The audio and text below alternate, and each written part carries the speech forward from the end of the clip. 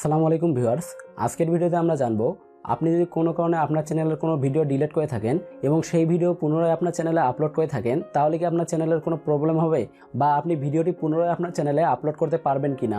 এবং সেকেন্ড যে বিষয়টি আমরা জানবো, আমরা আমাদের চ্যানেলে ভিডিও আপলোড দেওয়ার পর কোনো ব্যক্তি যদি সেই ভিডিও ডাউনলোড দিয়ে তার চ্যানেলে আপলোড করে থাকে এবং পরবর্তীতে কোনো কারণে যদি আমরা সেই ভিডিওটি ডিলিট করে পুনরায় আমাদের চ্যানেলে আপলোড দিয়ে থাকি, তাহলে কি ওই ব্যক্তি আমাদের চ্যানেলের ভিডিওটিতে কপিরাইট স্ট্রাইক দিতে পারবে?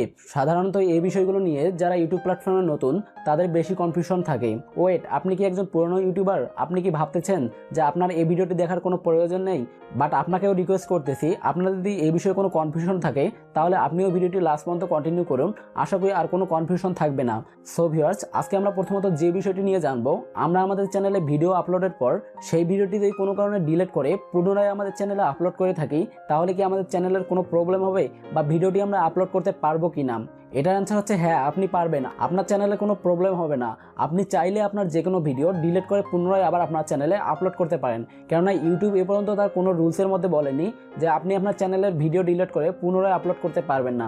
সো আপনি চাইলে আপনার চ্যানেলের যে কোনো ভিডিও ডিলিট করে পুনরায় আপনার চ্যানেলে আপলোড করতে পারেন, এতে আপনার চ্যানেলের কোনো প্রবলেম হবে না। দ্বিতীয়ত, আমরা যে কোশ্চেনের অ্যান্সারটি জানবো, আমরা আমাদের চ্যানেলে ভিডিও আপলোডের পর কোনো ব্যক্তি যদি সেই ভিডিওটি ডাউনলোড দিয়ে তার চ্যানেলে আপলোড করে থাকে এবং পরবর্তীতে সেই ভিডিওটি ডিলিট করে পুনরায় যদি আমরা আমাদের চ্যানেলে আপলোড করে থাকি, তাহলে কি ওই ব্যক্তি আমাদের ভিডিওতে স্ট্রাইক দিতে পারবে? এটারও অ্যান্সার হচ্ছে না। আপনার ভিডিওটিতে ওই ব্যক্তি কখনোই কপিরাইট স্ট্রাইক দিতে পারবে না, কেননা ওই ভিডিওর একমাত্র মালিক আপনি। কোনো ব্যক্তি যখন কোনো ভিডিও তার চ্যানেলে আপলোড করে থাকে, তখন অটোমেটিক ইউটিউব ওই ভিডিওর একটি ইউআইডি দিয়ে থাকে এবং ওই ইউআইডি দ্বারা বোঝায় ওই ভিডিওর প্রকৃত মালিক কে।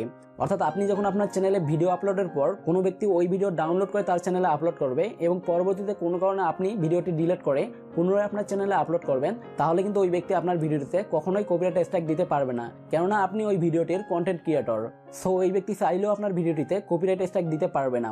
সো আশা করি আপনারা আজকের বিষয় দুটি ক্লিয়ার হয়ে গেছেন। এরপরেও যদি এই বিষয়ে কারো কোনো কিছু জানার থাকে, অবশ্যই এই ভিডিওর কমেন্ট বক্সে কমেন্ট করে জানাবেন অথবা আমাদের ফেসবুক পেজে নক দিবেন। সো ভিউয়ার্স, আজকের ভিডিওটি এই পর্যন্তই। ভিডিওটি ভালো লাগলে অবশ্যই ভিডিওতে একটা লাইক দিবেন এবং আপনি যদি আমাদের চ্যানেলে নতুন হয়ে থাকেন, please hit the subscribe button. আসসালামু আলাইকুম।